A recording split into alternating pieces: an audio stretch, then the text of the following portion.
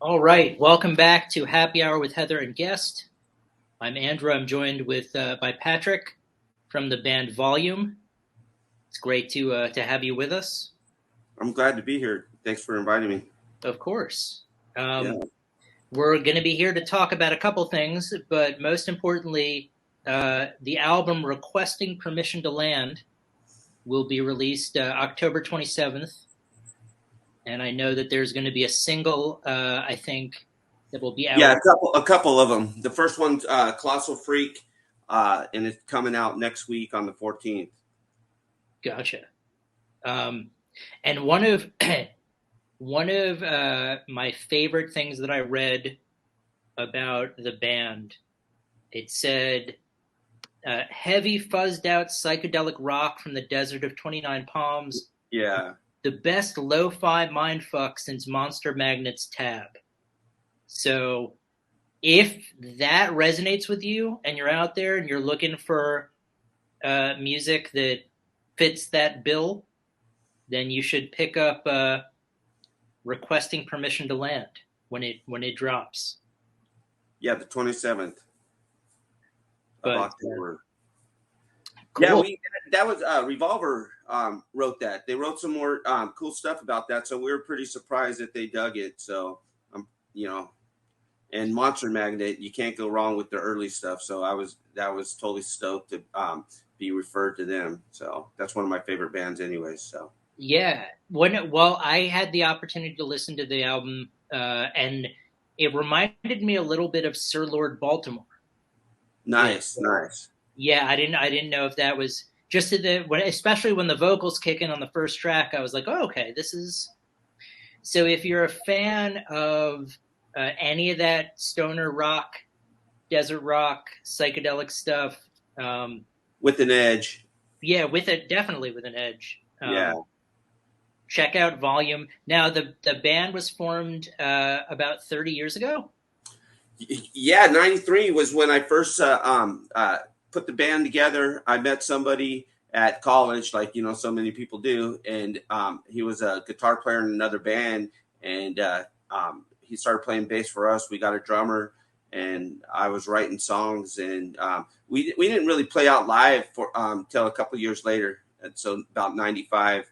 And then we made a demo in 97. And that was pretty much just to get gigs. But yeah, we've been around for a while.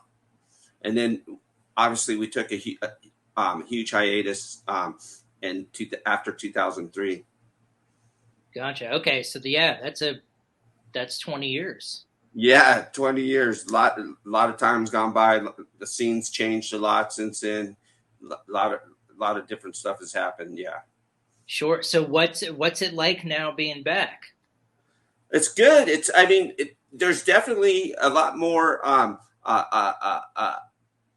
lot more avenues to get the music out. More people seem to be digging it. It was really niche back then, and it's got a lot of crossover in different magazines now. You see them in heavy metal magazines. You see it, and just different avenues, and so it's really cool. Back then, it was like it was a small niche of people that listened to this type of stuff.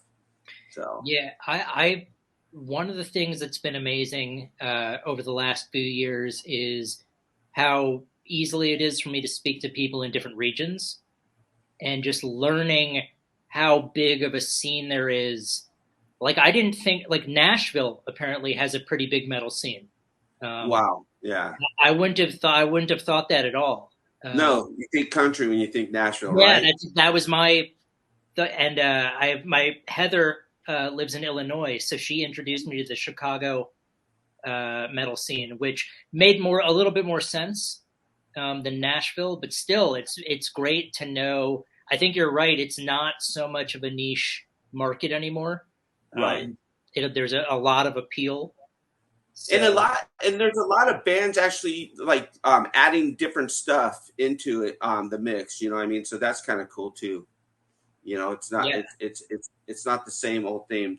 I mean, there's a lot of bands that stick to a certain sound and stuff, but there's a lot of different bands out there adding different elements from other genres into it. So I think that's helping too to kind of get some more notice to the Yeah, scene. well, it's not as rigid as it used to be. It used to, I think, it had to fit into a formula, Yeah.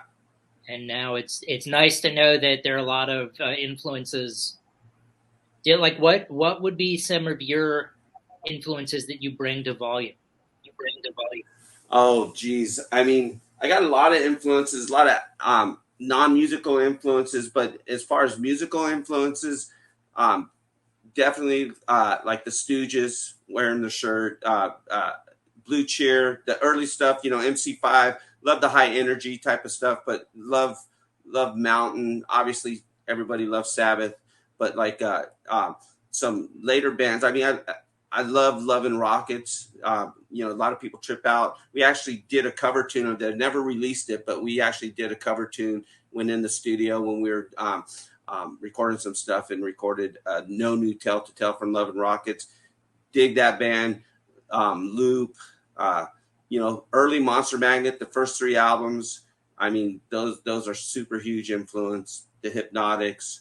Um, yeah, a lot of early '90s, late '80s, early '90s stuff too. Yeah, I mean, it's what's interesting is like the music doesn't sound like the Stooges by any stretch, but I can hear that they were influential just in other ways.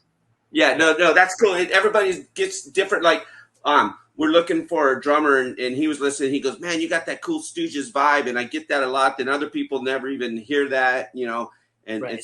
it's pretty funny how like different people hear different elements, which is cool. Sure. Yeah, no, I mean that's the best part is you make the music and you put it out there, but how it's received is up to the listener. So if they hear Yeah, we have stuff, no control over that. yeah, yeah. Yeah, I Like had somebody. I don't know if you're familiar with the. Oh, go ahead. no, please. Oh no, I was gonna say like I just had somebody I was chatting with over email, and they were saying that I sound like Glass Pack. I don't know if you remember them, but they were on Small Stone back in the late '90s, early 2000s, and I dig that band. But I don't think we sound anything like them. But I mean, we get that. Like somebody threw that out and said, "Oh man, you remind me of Glass Pack," which is cool. They're a cool band, so I'll take that.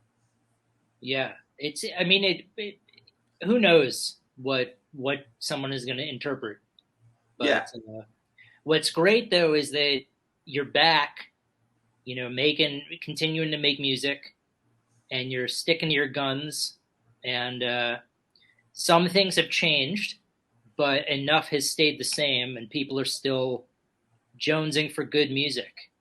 Yeah, I'm surprised is we've been getting a lot of good feedback and a lot of good response that the album's actually the EP's actually going to come out in vinyl now, and I wasn't sure how people were going to react, because that album came out 20 years ago, but people are anticipating, looking forward to it.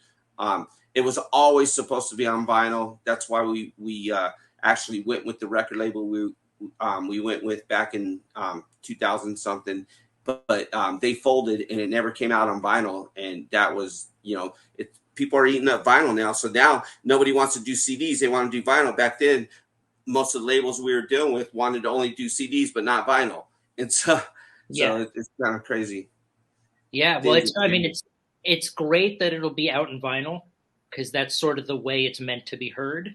Oh yeah, definitely. That's when we went in the studio. That's kind of like the goal was to get it on vinyl. This is a record that's just straight from the hip, kind of just recorded on the fly, analog, all that raw sound on vinyl. Yeah, and that came through. Like you can hear that on the album. Nice. It's really cool. So obviously, this album will be out in October. A couple of singles will be released before then. Are there plans to play any gigs? Yeah, well, right now I'm putting the band together. It's me and a bass player right now. We're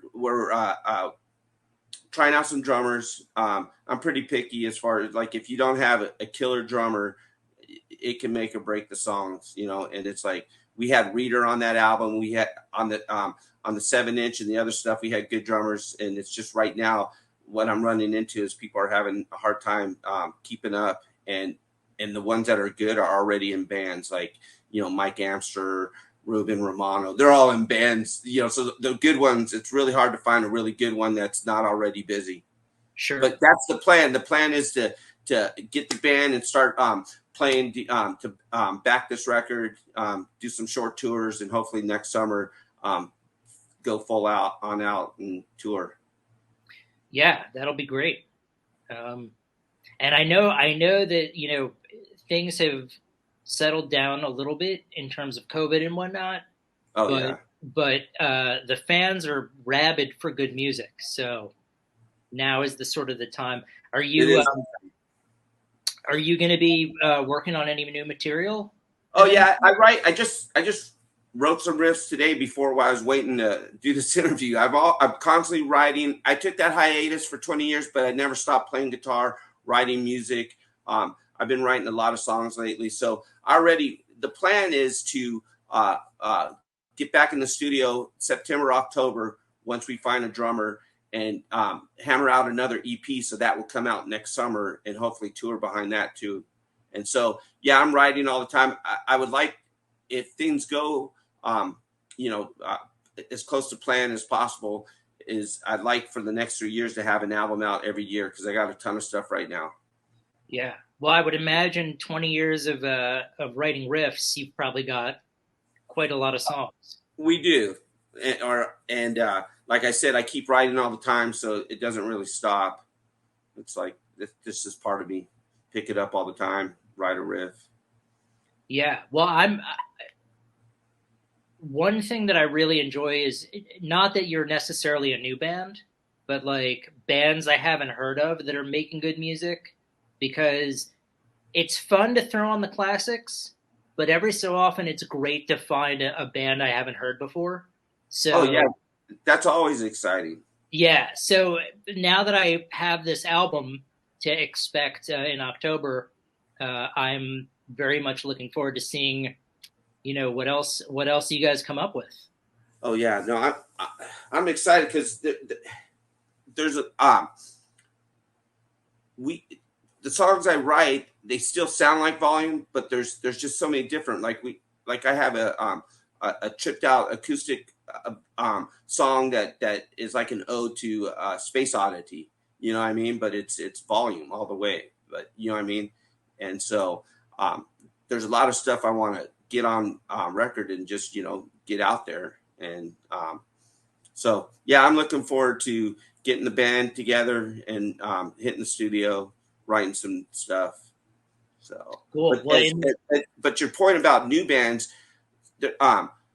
yeah, you always have to be searching and just checking out what's out there. Just, keep stuff fresh. And it's like, there's some new bands out there that are killer. There's this one band, they've been around for a while, but and comparatively, they're fairly new. It's Static Vision. They have some albums out, and people know about them, but I was just talking to Scott from a Clean and Sober Stoner. What is that?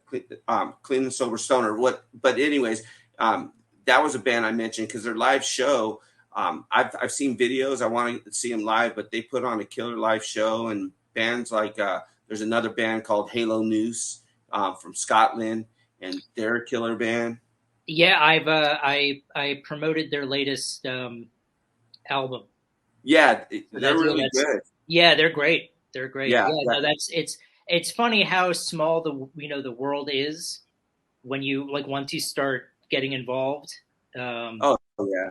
But yeah, no, they're a killer band. Well, I'm just really glad that I have Volume on my radar now, and the album is coming out in October on vinyl. Finally, requesting permission to land. Don't sleep on this. You out there who are looking for good music, listen to what Patrick said. Find the new bands. Volume should definitely be one that you find. I give it 2 thumbs up. I'm excited that you're going to be making new music too. Oh, so yeah.